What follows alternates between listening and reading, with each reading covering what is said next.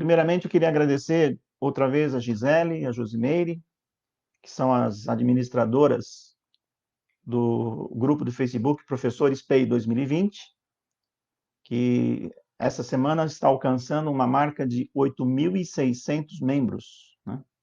Já está fazendo muito sucesso esse grupo de Facebook, Professores PEI 2020, né? Administrado pela Josimeire e Gisele, né? E quero agradecer também bastante a participação de vocês, porque a primeira live que a gente fez, né, uns 15 dias atrás, a gente conseguiu mais de 700 assistentes, e até ontem nós tínhamos alcançado 10.400 visualizações no Facebook, né? Esse resultado me surpreendeu bastante, não esperava, né? De acordo com aquela fórmula que a gente viu semana passada, né? Sucesso ou satisfação é igual a um resultado que a gente atinge 1 milímetro maior do que a gente esperava, né? Então, eu não esperava um resultado tão grande assim. Isso nos motivou, né, a convite da Gisele e da Josimeire, a fazermos nossa segunda live, né? Não sei se a gente vai atingir os mesmos números, mas pelo menos estamos aqui de novo tentando compartilhar com vocês o que acontece nas escolas do PEI, né? Tá? E antes de a gente iniciar, eu queria colocar para vocês que eu tinha planejado tudo direitinho, tanto é que deu um probleminha agora, mas a gente vai conseguir fazer.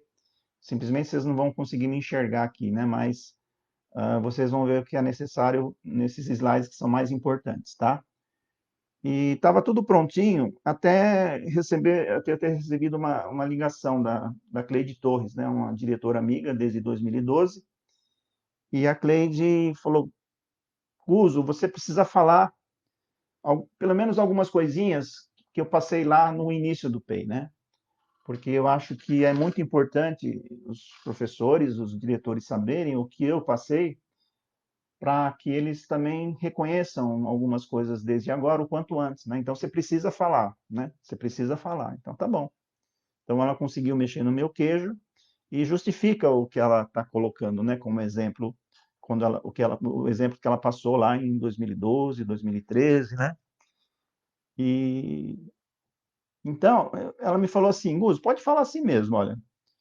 Foi lá no terceiro ano do PEI que eu entendi os significados das agendas, do papel do líder de turma, do presidente de clube e da tutoria, né? A tutoria, ela falou que foi no começo do terceiro ano que ela entendeu realmente o significado, teve a consciência e entendeu o significado da tutoria, né? E, e aí ela falava, fala para eles que se eu fosse começar o PEI hoje, né, no programa Ensino Integral hoje, eu teria ido atrás desses conceitos, dessas lógicas antes, porque foi a partir daí que a escola realmente deu uma grande melhorada, né? Foi aí o grande arranque da escola. Então, o que elas fizeram, né? O trio gestor lá da escola Pedro Cia, aqui em Santo André, né? A Cleide Torres, a Esther e a Ruth. A Ruth era PCG e a Esther era vice-diretora, né? Então, o que as três fizeram? E ela me definiu bem assim, ó. Ela me definiu bem assim. Nós paramos de informar e começamos a formar, né? E esse foi o pulo do gato, ela falou. Então, o que elas começaram a fazer, o trio gestor? Cleide, Ruth e Esther. Eles começaram a fazer formação de agenda, elas pesquisaram o que era uma agenda, construíram uma formação de agenda, fizeram uma formação específica de líder de turma, de presidente de turma e de tutoria, né? Aí elas fizeram, as três fizeram as formações dos professores, né? No caso das agendas, elas procuraram literatura, fizeram as agendas e depois, após a terminada a formação, elas apresentaram as agendas da escola e as agendas de cada um, né? E aí começou toda a organização da escola, que ela era muito resistente à agenda, né, para a escola e para cada profissional, e ela começou a fazer as agendas e começou a funcionar, né? E aí, qual o exemplo que a gente tira disso, né? E ela falou, né, que na educação, pelo menos na experiência dela, se informa muito, né? Que é muito diferente de formar. Então, a partir do momento que o trio gestor começou a formar em vez de informar, segundo ela, o caminho da escola começou a ser melhor, né? E ela falou que a partir daí que a escola deu seu grande arranque, tá? Então, eu até falaria para a Josi e para a Gisele que valeria a pena chamar a Cleide para fazer uma live, né? Porque vocês vão se divertir com ela aprendendo, né? Porque ela tem muito que ensinar e ela é uma pessoa bastante divertida. E ela fala bastante coisa na situação do diretor, né? Então, ficar aí aberta, Gisele e Josi, vocês convidarem e convidarem a Cleide para fazer uma live, tá? Vale muito a pena. Eu recomendo. Vamos começar então, né? Hoje a gente tem alguns objetivos, né? O primeiro é falar um pouquinho dos princípios do PEI, né? Que nunca é demais falar, nunca é demais falar sobre os princípios, sempre tem que falar. Porque os princípios do PEI, a gente está falando que os princípios do PEI e premissas e valores, essas três coisas são gestão de pessoas, né? E gestão de pessoas, no nosso entendimento, é o primeiro segredo do programa Ensino Integral, é o primeiro segredo da escola. E também vamos falar dos quadrados de cada um. Os quadrados de cada um, que é o segundo segredo do PEI. Em seguida, nós vamos falar sobre os alinhamentos verticais e alinhamentos horizontais. A Silene que levantou essa lebre, que precisamos falar disso, né? Então vamos falar hoje. Por meio das interfaces e interações. Então vamos lá falar dos alinhamentos verticais e horizontais, que acontecem por meio das interfaces e interações. Esse é o terceiro segredo do PEI. E depois das interfaces e interações, aí consequentemente tem que acontecer o quê? Os combinados, tá? Os combinados vêm depois dos alinhamentos verticais e horizontais através ou por meio das interfaces e interações. E na realidade a gente tem 5 segredos do PEI, né? O quarto segredo do PEI é o PDCA, e o quinto segredo do PEI é o uso dos PPPs, dos procedimentos passo a passo, tá? E tem aí, muita gente tem aí disponível esses documentos aí, tá? E vamos começar então pelos princípios. Só repetindo o que vocês já sabem.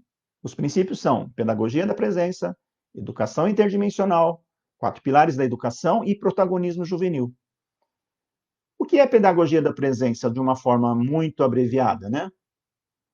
Fazer-se presente na vida do educando é dado fundamental da ação educativa dirigida ao adolescente em situação de dificuldade pessoal e social. A pedagogia da presença é a criação de vínculos de consideração, afeto e reciprocidade entre os estudantes e educadores. Pedagogia da presença deve estar presente nas ações de toda a equipe escolar, por meio de atitudes participativas e afirmativas. É o primeiro e o mais decisivo passo para vencer as dificuldades pessoais. É a reconciliação do jovem consigo mesmo e com os outros. Esta é uma condição necessária de mudança de sua forma de inserção na sociedade. Antônio Carlos Gomes da Costa é o autor de vários livros, né, de pedagogia da presença. Educação interdimensional também, o que é, de forma abreviada? Trata da incorporação das dimensões que transcendem a racionalidade. Logos, a dimensão do pensamento, e do conceito ordenador e dominador da realidade pela razão. Mitos. Mitos é a dimensão transcendental da relação do homem com o mistério e o sentido da vida. Patos, dimensão do sentimento, da relação do homem consigo mesmo e com os outros. Eros, dimensão das pulsões, desejo e da corporeidade. Educação interdimensional é o caminho para acessar de forma plena a realidade da existência humana, onde o homem vale-se além do conhecimento social, da razão e do logos. Entre aspas. Para empreender satisfatoriamente essa tarefa é necessário abrir-se outras formas de conhecimento, ligadas ao patos, ao eros e ao mito, ou seja, ligadas às demais dimensões ontológicas, que são as dimensões estruturadores do seu ser. Antônio Carlos Gomes da Costa. Aí temos os 4 pilares da educação: aprender a conhecer, fazer, conviver e a ser, que não vou ficar falando sobre isso agora, em detalhes. E temos o protagonismo juvenil, que também temos bastante, em algumas literaturas do Antônio Carlos Gomes da Costa, que é a gente transformar o aluno em autônomo, competente e solidário, né? E, baseando-se nos princípios, a gente pode chegar à conclusão que o PEI é uma escola para todos, né? Principalmente para aqueles alunos mais vulneráveis, mais necessitados. E filhos daqueles pais que não possuem a consciência sobre a importância de estudar, né? Então, o PEI ele foi desenvolvido para todos e principalmente para os alunos mais necessitados e mais vulneráveis, tá? E o que a gente pode concluir nos princípios? Porque é uma coisa interessante, ninguém acho que percebe direito isso, né? Se a gente analisar somente os princípios, a gente pode falar sim do programa Ensino Integral. O programa Ensino Integral começa pela pedagogia da presença e educação interdimensional, que praticadas pelos educadores, fazendo o uso destas duas grandes metodologias ou conhecimentos, os professores, os educadores ensinam através, por meio da pedagogia da presença e educação interdimensional, os 4 pilares da educação. E os alunos aprendendo os 4 pilares da educação, consequentemente, ele vira e se transforma num jovem protagonista. Então, já logo pelos princípios, já dá para definir o que é o programa Ensino Integral, né? E as premissas, que é corresponsabilidade e etc., são as premissas. E lá nas premissas também define o que é necessário para que a gente estabeleça o programa Ensino Integral, né? Então, na base, pessoal, dá para a gente conversar bastante coisas sobre os princípios, as premissas, né? Dá para falar só do programa, só se baseando nos princípios, premissas e valores, tá? E sempre a gente fala, né? Tem que, então, o programa Ensino Integral começa pela pedagogia da presença e educação interdimensional. O que a gente precisa fazer para isso, né? O que a gente precisa fazer, então? Precisa estudar, tá? Eu tenho 8 livros em PDF que falam sobre essas coisas. Depois, vocês me mandam um messenger lá no Facebook, pessoal, me mandam uma pessoa de cada diretoria, né? Se vocês me mandarem, depois eu mando via e-mail. Uma pessoa de cada diretoria me manda, eu envio esse material, tanto o PowerPoint, tá? Que eu vou mostrar para vocês hoje, como também esses livros em PDF. A gente tem 8 livros, tá? Então, um representante de cada diretoria me manda, eu mando para a diretoria e vocês distribuem para escolas, por favor. Então, depois que as pessoas começam a estudar um livro de cada vez, né? O que a gente vê legal é os educadores lendo Pedagogia da Presença em 2, 3 meses, né? Começa a discutir em ATPC e começa, né? Dá para ler uns 2 livros por ano, né? Então, começa pela Pedagogia da Presença e Educação Interdimensional, as leituras para isso, né? Agora, quando um professor de matemática lê esses livros, e quando um professor de filosofia lê o mesmo livro, os entendimentos de ambos são iguais? Não, não são iguais, né? Cada um vai entender do seu jeito, na sua área, com o seu entendimento, tá? E aí, então, e o que nós vamos fazer com pedagogia da presença e educação interdimensional e 4 pilares, por exemplo? Nós temos que alinhar, né? Tem que fazer um alinhamento, e esse alinhamento, o final do alinhamento, são os combinados que devem acontecer, porque não podemos fazer coisas diferentes que sejam conflitantes, né? Mesmo tendo uma mesma base. E de novo, né? Eu falei na live anterior. Na escola, a gente tem que começar pelo, pelo, pelos combinados dos 4 pilares da educação. Lembra que a gente falou? Começa com os educadores, depois passa para os alunos. Mas se a gente garantir os 4 pilares, bacana, né? E a escola vai estar construindo relacionamentos positivos. Agora, se os 4 pilares não estiverem presentes na escola, a indisciplina prevalece, né? Então aí é um problema. Aí fica difícil a escola. Então, muitas vezes a gente chega nas escolas depois de 1 ano, 2 anos, 3 anos, a escola ainda está com dificuldade de relacionamento. Por quê? Porque não trabalhou de uma forma apropriada, criando combinados sobre os 4 pilares. Né? Tá bom? Então, falamos um pouquinho sobre os princípios, nunca é demais e sempre é pouco, e sempre temos que revisitar os princípios pedagógicos, tá? E agora, vamos para o slide que está aí na cara de vocês, aí, né? Já faz tempo, né? Já até cansou. Então, a gente precisa concluir que somos diferentes, né? Em todos os lugares. E a gente precisa ter essa consciência que as pessoas são diferentes. E na escola é o lugar, é uma organização que eu nunca tinha visto antes, né? É uma organização que todo mundo é diferente. Professor de matemática é diferente de filosofia, de inglês, de história, né? Cada um tem uma formação diferente, suas preferências diferentes. Então, na escola é o lugar que mais tem gente diferente se você for comparar com outras organizações, né? Se você for numa organização que é de publicidade, tem gente lá de tudo quanto é tipo, né? Pode levar cachorro, pode levar sogra, pode ir de bermuda trabalhar. Agora, se você vai numa empresa financeira, todo mundo de gravata, bonitinho, né? Com penteadinho, tudo direitinho. Então, mas cada um com seu perfil. Agora, na escola, não. Na escola você vê de tudo. Né? Você vê cara de um jeito, de outro, porque cada um tem o seu perfil. E os perfis são bem diferentes dentro de uma escola, né? Então, isso é uma grande coisa legal, mas também pode ser bastante complicado, principalmente no ensino integral, que a gente convive com essas pessoas diferentes todos os dias, 8 horas por dia, né? Então, isso que eu vou apresentar para vocês em seguida, daqui a um minuto, é uma lógica que mostra que uma delas, né, que a gente é diferente. Porque somos diferentes em muitas coisas. Somos diferentes em gênero, em gerações, geração Y, geração X, baby boomer, né? Somos diferentes em estilos de aprendizagem. Tem gente que prefere aprender mais no visual, no movimento, outros na escrita, outros na escuta, na fala. Então, numa gestão em sala de aula, você tem que trabalhar esses estilos diferentes, né, de aprendizagem, né?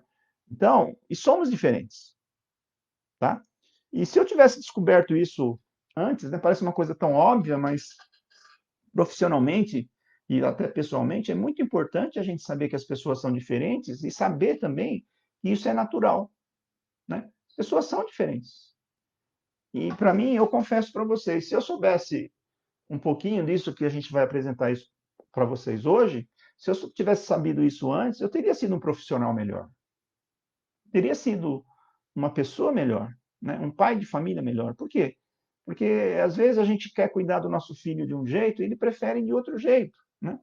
Então, e a gente acha que o nosso jeito é o certo, porque sempre deu certo com a gente, né? Então, é isso que é uma das coisas que eu mais reforço no início da escola, é dizendo para eles, pessoal, aqui todo mundo é diferente, né? E nós vamos provar isso nesta apresentação, tá?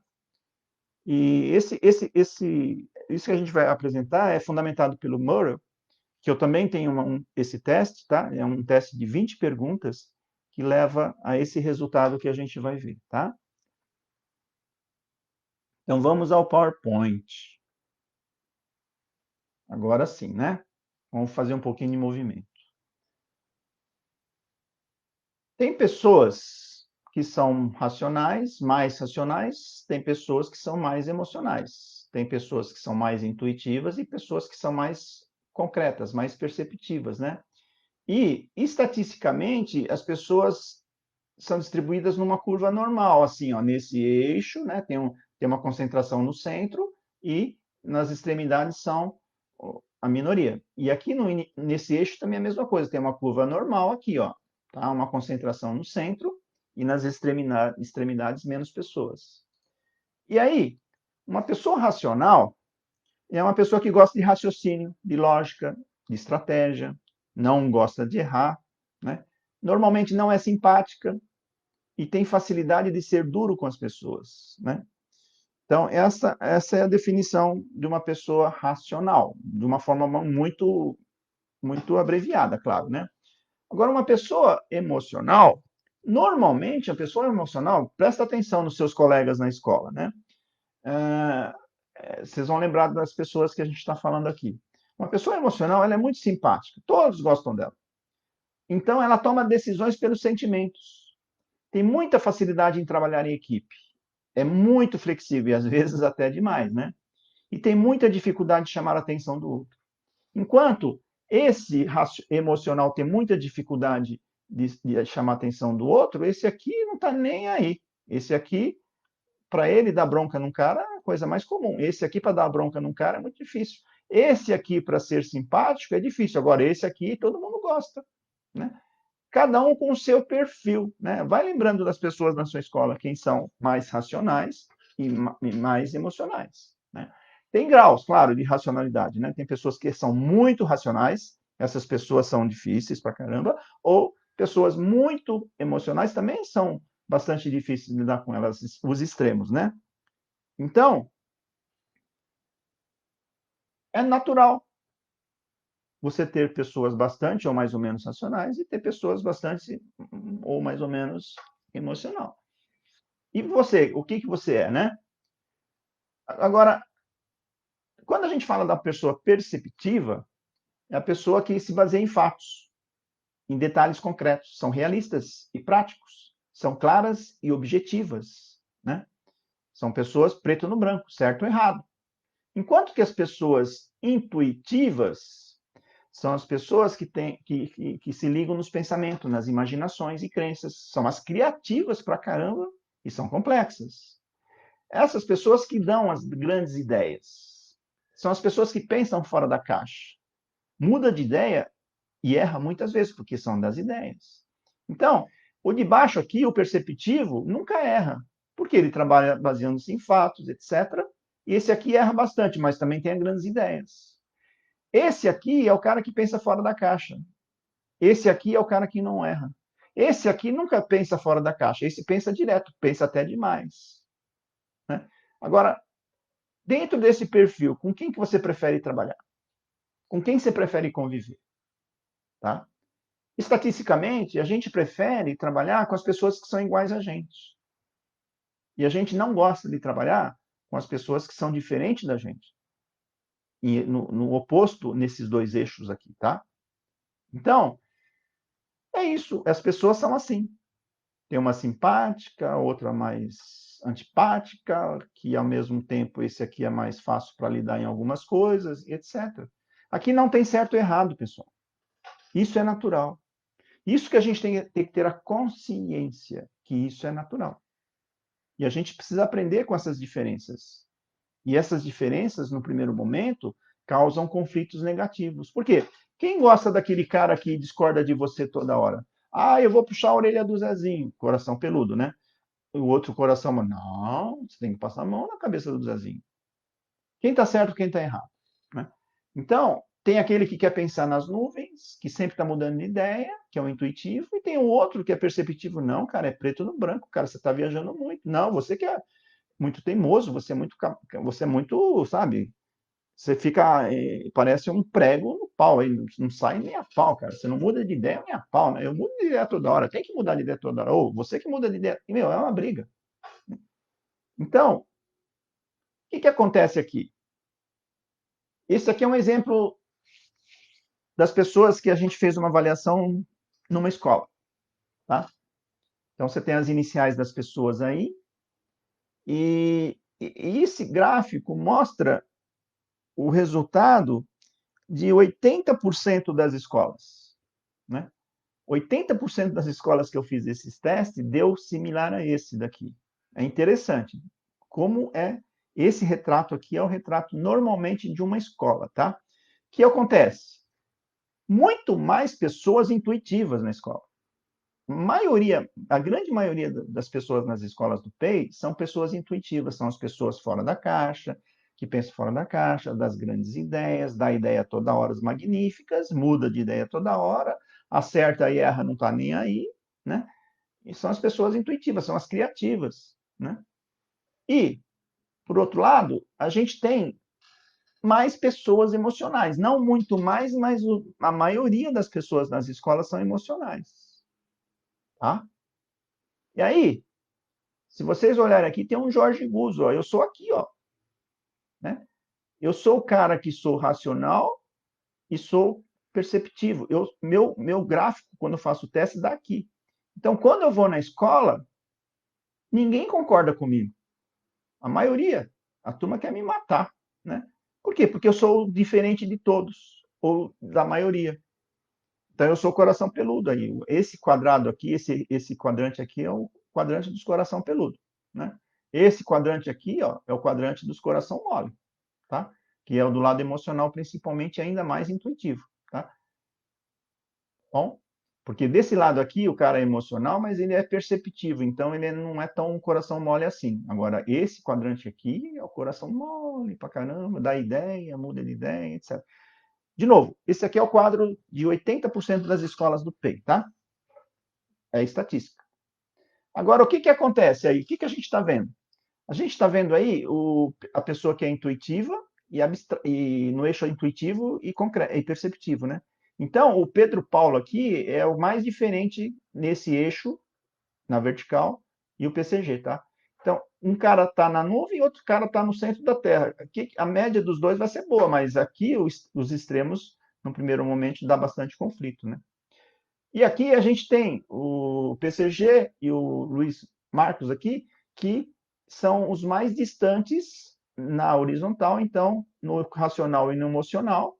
Se você pegar os dois abraçados, separa que é briga, né? Porque um quer matar e o outro quer passar a mão na cabeça. Então, são os mais diferentes. E aqui você tem realmente as pessoas mais diferentes, porque além de estarem distantes na vertical e na horizontal, na diagonal, eles são opostos. Então, essas pessoas são as mais diferentes entre si. Agora, elas sendo as mais diferentes, das duas, uma, ou você quer matar o outro, ou vocês chegam à conclusão que um completa o outro, porque um vê o que o outro não vê, o outro vê o que você não sente, e se vocês fizerem uma média, a média vai ser boa. Tá? Por quê? Porque o outro não vê o que você vê e vice-versa. Então, você sente e vê diferente. Tá? Então, o outro vê as coisas de uma perspectiva diferente. Então, ele te completa, ele vê o que você não vê, sente o que você não sente. E você pegando o que ele tem, que você não tem, um pode completar o outro. Essa é a lógica de relacionamento entre pessoas, né? Agora, o que, que acontece, por exemplo? Isso acontece bastante, também é muito frequente. Aqui a gente tem 3 pessoas do pedagógico que são quase iguais. Uma concorda com a outra em tudo. Tá? Uma fala, a outra concorda. A outra fala, o outro concorda. Todo mundo concorda entre esses 3 aqui, tá? Então, quando tá esses 3 aqui, não tem problema nenhum. Um fala, outro concorda. Vamos fazer isso? Vamos, pô, legal. Vamos fazer, vamos. Aí, só que tem um PCA que é o contrário deles. E o que que acontece quando tem isso na escola? Esses 3, PCA1, PCA2 e o PCG, se juntam e nem chamam o PCA3 para falar, porque o PCA3, tudo que esses 3 aqui falam, ele discorda. E tudo que ele quer fazer, os 3 discordam dele, né? Então, esses 3 aqui, no primeiro momento, quer matar esse cara. E esse cara aqui quer matar os 3. Por quê? Porque eles pensam diferente, sentem diferente, enxergam diferente e querem fazer coisas diferentes. Tá? Então, é natural essa diferença. Das duas, uma. Ou eles se matam, ou eles se completam, né? Quer dizer, ou vamos fazer o seguinte, ó, nós 3 vamos conversar e depois vamos chegar num consenso, aí a gente vai falar para o PCA3 para ele completar o que a gente não viu. Quer dizer, no começo não é assim não, né? Agora, esse PCA3 aqui, ele é o cara que pode ajudar e completar esses 3. Mas no começo, esse quer matar os 3 e esses 3 querem matar esse daqui. Agora, eles não percebem, às vezes, porque esse PCA3, ele é amigo do diretor. O diretor é igualzinho ele. Aí, equilibra, né? Quer dizer, o cara é amigo do rei, né? O cara, tudo que o rei pensa, ele pensa igual. Tudo que ele quer fazer, o rei concorda, e vice-versa. Aí, por último, tem o quê? tem o vice-diretor que fica no meio, que fica fazendo a mediação desses dois grupos. Porque o vice-diretor é o intermediário entre esses dois grupos. Então, o vice-diretor aí automaticamente pega naturalmente o papel de apaziguador, né? Tá? É isso que acontece nas escolas, pessoal. Quem são iguais se juntam e querem matar quem é o diferente. Ou os diferentes se juntam para um completar o outro. É uma questão de decisão, tá? Esse questionário de Murray, também, de novo, eu deixo à disposição para vocês. Vale muito a pena vocês fazerem isso com os professores. E depois também aplicar isso para os alunos, para os tutores aplicarem com os alunos. Porque quando o aluno é emotivo, vale muito a pena você abordá-lo com emoção. Quando ele é racional, é importante você saber, você abordá-lo no preto ou no branco. Né? Então, o que a gente vai fazer? Baseando-se nisso, que nós somos diferentes. Nós precisamos fazer combinados. Não é o meu nem o teu, é o nosso. E o nosso é melhor que o meu e o teu. Tá? Então, combinados é a solução para se ter relacionamentos positivos. Tá? E quando a gente tem combinados, a gente constrói relacionamentos positivos e a escola e pessoas ficam organizadas. Antes de irmos para o quadrado de cada um, eu queria mostrar para vocês de novo a escola ensino integral, que eu mudei algumas coisinhas sem perder a essência, né? Aqui eu coloquei aulas regulares, aqui eu coloquei as aulas de nivelamento e eletivas, que aqui é a parte diversificada, e aqui estava a base nacional comum, né? Eu coloquei aqui a excelência da aula da base nacional comum, que é consequência desses dois, e os demais pontos são iguais, né? Então, o que a gente tem aqui? A gente tem, no primeiro momento, os ingredientes do PEI, né? Tudo que está no escuro aqui, no quadrado escuro, é ingrediente, e aqui, para ficar mais bonitinho, então temos três ingredientes, né? Princípios, premissas, premissas. E temos aqui as interações entre funções e metodologias, né? Esse quadrado transparente grandão aqui é a interação disso, disso, disso. Esse quadrado grandão é essa interação disso com disso, e assim sucessivamente, tá? E o nosso principal objetivo é fazer com que o aluno seja o quê? Protagonista, né? Tá? O principal objetivo é fazer com que o aluno seja protagonista.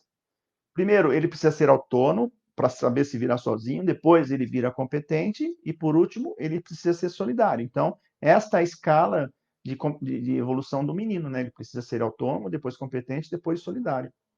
Pode ser até solidário, mas ele precisa ser competente primeiro, né? Mas isso é a escala.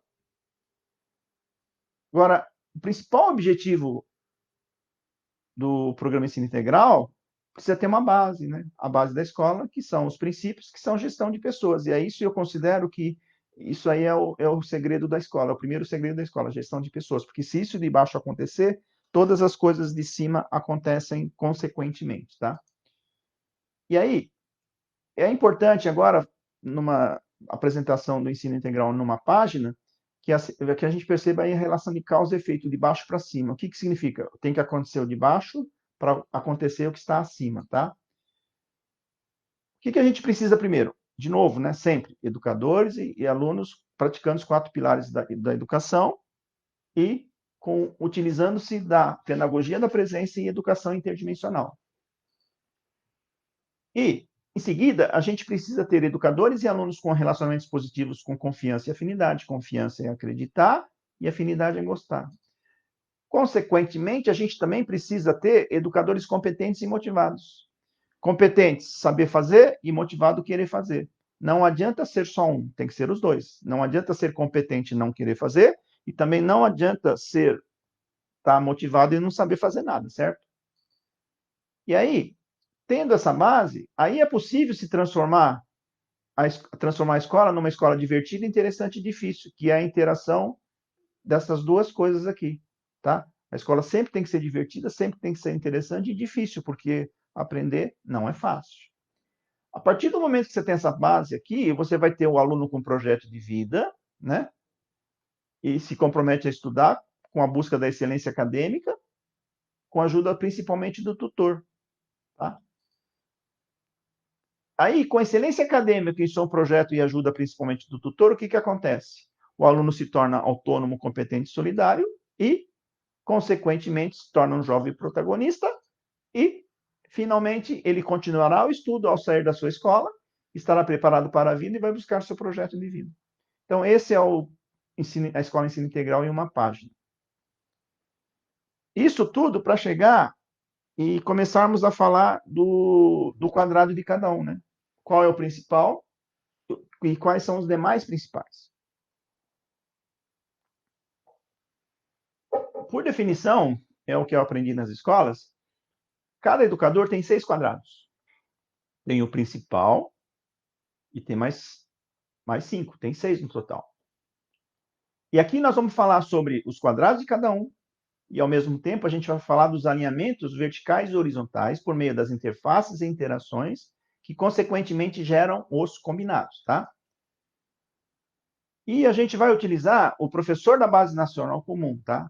O professor da Base Nacional Comum é o professor das aulas de nivelamento, aulas regulares, OIE e eletivas. Professor da Base Nacional Comum dá aula nessas 4 disciplinas, né? Nivelamento, aulas regulares, OIE e eletivas. O primeiro quadrado do professor da Base Nacional Comum, é a gestão em sala de aula. Outra vez, né? Professor e alunos praticando os 4 pilares. Então, o professor tem que garantir que isso aconteça na sua sala de aula. Então, o primeiro quadrado do professor é a gestão em sala de aula, que é professores e alunos praticando os 4 pilares. O segundo quadrado do professor da Base Nacional Comum é cumprir o currículo nas suas aulas singulares e também nas aulas de nivelamento, OIE e eletivas. Tá? É dar o que está no currículo, é dar o que está no plano da Base Nacional Comum. Certo? O terceiro quadrado do professor da Base Nacional Comum é ele fazer com que o aluno aprenda o que foi dado, tanto nas aulas regulares, como nas aulas de nivelamento ou eletivas. Então, vocês concordam que se a gente tiver essas 3 coisas bem feitas, é já possível conseguir a excelência acadêmica? Só que o programa ele é quase que perfeito, se não for perfeito, né? Ele sabe que tem muita gente defasada e etc., e não vai conseguir superar simplesmente com as aulas regulares. Então, o que a gente tem que fazer aqui? O quarto quadrado é interações entre professor da aula regular com os professores de nivelamento, OIE e eletivas. Tá? É fazer interações, é fazer junto. O quinto quadrado já é esse aqui de cima, ó, quadradão, branco, que faz o quê? Interações entre o professor da Base Nacional Comum com o tutor e o professor de PV. Tá? E na sala, o professor interagir com os alunos em excelência acadêmica, PV, tutoria e foco nos alunos prioritários. Por exemplo, aqui, na aula regular, tem o Zezinho, que está muito defasado, bagunceiro, e não estava nem aí com o estudo. A primeira vez ele chegou, que ele fez a lição de casa. Aí, esse professor aqui, sabendo que o Zezinho é um aluno prioritário dessa classe, avisa para o tutor imediatamente que o Zezinho fez a primeira vez a lição de casa. Aí o tutor avisa o professor de projeto de vida, avisa o vice-diretor, o diretor, que o Zezinho, que é o aluno prioritário da classe, fez a primeira vez lição de casa. Aí todo mundo elogia o Zezinho. Que se o Zezinho for elogiado, ele vai ficar incentivado a continuar fazendo coisas boas, né? Se ele tem sensação de sucesso e vai em frente. Então, esse é o tipo de interação que existe aqui, né? E por último, que é o sexto quadrado, na sala de aula, o professor tem que desenvolver no aluno autonomia, competência e solidariedade. Tá? Então, são esses os 6 quadrados do professor da Base Nacional Comum. São esses 6 quadrados, 6 atribuições que o professor da Base Nacional Comum precisa colocar no programa de ação. Aí eu pergunto, precisa de mais alguma responsabilidade além dessa? Não, né?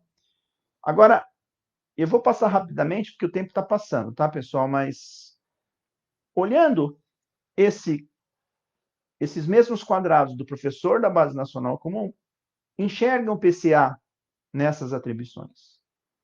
Os quadrados do professor da Base Nacional Comum são os mesmos quadrados do PCA. Só que, em vez de ser na disciplina, é na área. O PCA tem que garantir o currículo na área, tem que garantir a gestão em sala de aula dos professores da área, cumprir o currículo, aprender o currículo, etc. Do PCG, são os mesmos quadrados. São os mesmos. Muda só de disciplina para escola, para todas as disciplinas. Do professor de PV, são os mesmos quadrados, só que em vez de aprender o currículo da Base Nacional Comum aqui, ele aprende o currículo de PV. E, em vez de interagir aqui habilidades de Base Nacional Comum, interage informações com os demais professores sobre o Zezinho, sobre o Maximiliano, que é o aluno exemplar. E o Zezinho é o aluno difícil. O tutor tem os mesmos quadrados do professor da Base Nacional Comum. Muda somente, em vez de aprender o currículo da Base Nacional Comum, aprende o quê? As habilidades de tutoria, protagonismo, etc. Tá? Mas são os mesmos. Em vez de ser gestão em sala de aula, é gestão da sessão de tutoria. E aqui também interagem informações, não interagem habilidade da Base Nacional Comum. O vice-diretor tem os mesmos quadrados do tutor e os mesmos quadrados do professor de PV, só que muda de disciplina e aluno para escola. O diretor da escola tem os mesmos quadrados de todos, só que em vez de ser na disciplina, é na escola. E o diretor é responsável para que todo mundo tenha consciência e tenha o significado de cada um desses quadrados. E esses quadrados, no meu entendimento, baseado nas experiências que a gente vive nas escolas, esses quadrados são os quadrados ou as responsabilidades de cada um. E todos eles são muito similares, né? Muda pouca coisa. Então, combinados. Solução para se ter funções e metodologias alinhadas. E a gente falou isso agora. Combinados, então, pessoal, definem a maturidade da escola. Situação numa escola, por exemplo, de aplicação dos combinados, numa escola excelente, que já tem relacionamentos super positivos e a escola já está organizada. E as pessoas também, tá? Então, essa situação de uso dos combinados numa escola excelente. Numa escola excelente, você tem dados e registros. Por exemplo, dados, você tem lá na planilha lá da secretaria, tem falta dos alunos, né, por classe, etc. Então, são dados. A partir do momento que eu faço um gráfico desses dados, eu tenho indicadores de coluna da classe que mais falta, do aluno que mais falta. Então, eu transformo em gráfico, eu tenho um indicador. Com esse indicador, eu tenho informação relevante, porque o indicador tem a função principal de nos trazer informações relevantes. E aqueles dados transformados em indicadores, esses indicadores me mostram que o segundo ano A é a classe que mais falta. E na classe do segundo ano A, o Zezinho é o que representa 30% da falta do segundo ano A. E aí eu tenho essas informações relevantes, eu faço análise, discussões e alinhamentos, tenho as conclusões alinhadas e validadas, e eu tenho o cenário da escola. A partir do momento que eu tenho o cenário da escola, dá para se definir as prioridades, 1 mais 2. E aí eu identifico as causas raízes dessas prioridades, né? E defino os combinados para atacar essas causas de cada prioridade. E o combinado são ações alinhadas e validadas. Ações. Ação o que é? É definir o que fazer, quem e quando para se atingir uma meta. Então, essa escola que faz desse jeito tem maturidade 5. E como é que ela aplica os combinados? O que é um combinado? É definir o que cada um vai fazer e o que cada um não vai fazer. E combinado também é o que todos devem fazer e o que todos não devem fazer. Então, isso aqui é combinado entre duas pessoas, aqui são os combinados entre várias pessoas. Quando a gente tem isso, a gente tem um alinhamento. Significa o quê? Aqui é o combinado do professor, do tutor com um Zezinho, e aqui é o combinado que o tutor vai falar como é que se deve tratar do Zezinho, que é um aluno prioritário, tá? E esses dois têm que estar alinhados. E aí, o que a gente deve fazer com um aluno, com um educador que cumpre 100% dos combinados? É o cara legal, né? O cara honesto. Então, a gente tem que reconhecer, elogiar, incentivar e registrar, tá? Porque se a gente fazer isso a cada 2 meses, esses registros servirão como base para avaliação de desempenho no final do ano, né? E o que fazer com quem não cumpre combinado 100%? Pergunta. Quem cumpre combinado 100% é um cara, 90% é um cara legal? Não, pessoal. Quem cumpre combinado 90%, porque ele não quer cumprir os 10%, é um cara furazóio, né? É um cara que 10% ele vai te enganar. Tá? Ele fazer um esforço para fazer 100% e conseguir 90% é uma coisa. Agora, ele não querer fazer os 10% não é legal. Quem não cumpre combinado não é um cara legal. Tá? E aí, o que deve fazer com um cara que não cumpre combinado? Chamar para ajudar, conversar, criar combinados e registrar. Que isso aqui também vai ser a base para a avaliação de desempenho no final do ano. Tá? Essa aqui é uma maturidade 5. Agora, uma escola boa, cara. Pessoal, se a gente chegar nessa escola boa aqui, que dá para chegar em 1 ano, 2 anos, aí já é legal. Tá? O que é? Ainda não tem indicadores, porque indicador é difícil a escola fazer, é muito difícil, tem uma resistência do caramba para fazer. Mas trabalha com evidências e constatações. Se você trabalha com evidências e constatações, dá para fazer análise, discussões e alinhamentos. Dá para fazer as suas conclusões, dá para se construir o cenário, dá para se construir ou definir as prioridades, a primeira e as outras duas, dá para identificar as causas raízes e dá para definir combinados, que são as ações. E ação, outra vez, é definir o que fazer, quem e quando, para se atingir uma meta. Essa escola aqui é maturidade 3, que já é uma maturidade boa pra caramba, tá? E como é que se pratica os combinados? Existem combinados, mas é preciso fazer mais e melhor. E o reconhecimento e o elogio e a ajuda também já está acontecendo, mas precisa fazer mais e melhor. Agora, essa escola é o retrato de uma escola que começa no ensino integral. Essa escola existe no começo do ensino integral, algumas, não todas, ou quase todas, sei lá. Estou te falando o seguinte: o que acontece nessa escola aqui? Tem muitas opiniões, tem muitos pontos de vista, tem muitas posições, tem muitas preferências e tem muitas falas. Sempre fiz assim. Pessoal, todo mundo pode ter opinião, todo mundo tem ponto de vista, todo mundo tem posições e preferências, mas o que não pode é isso. Ó. Isso acontece bastante. Cada um entende a situação do seu jeito sem se importar com o outro. Isso acontece bastante no começo da escola. Por quê? Porque na escola antiga, na escola regular, a gente não precisava fazer os combinados, né? A gente ia lá, trabalhava, dava aula e ia embora. Agora, na escola ensino integral, não, tá todo dia, o dia inteiro. Todos os dias, o dia inteiro. Agora, aqui, não são feitas análises e não há alinhamentos. Não há conclusões, né? Porque há posições conflitantes. Não é possível construir combinados. Essa escola tem maturidade 1. Agora, o que acontece na escola se não tem combinados? Né? O que acontece é que cada um vai fazer o que quer e coisas conflitantes entre pessoas. Aí a escola fica complicada, fica difícil, né? Guia de aprendizagem, pessoal, é um combinado, né? Entre professores e professor e aluno. Plano de aula também é um combinado. Plano de ação. Então, todos esses documentos aqui são combinados. Tem que ser cumpridos. Né? Então, combinados, pessoal, são os norteadores da escola. Combinados, se eles existirem, a escola tem um norte. Se eles não existirem, não tem um norte.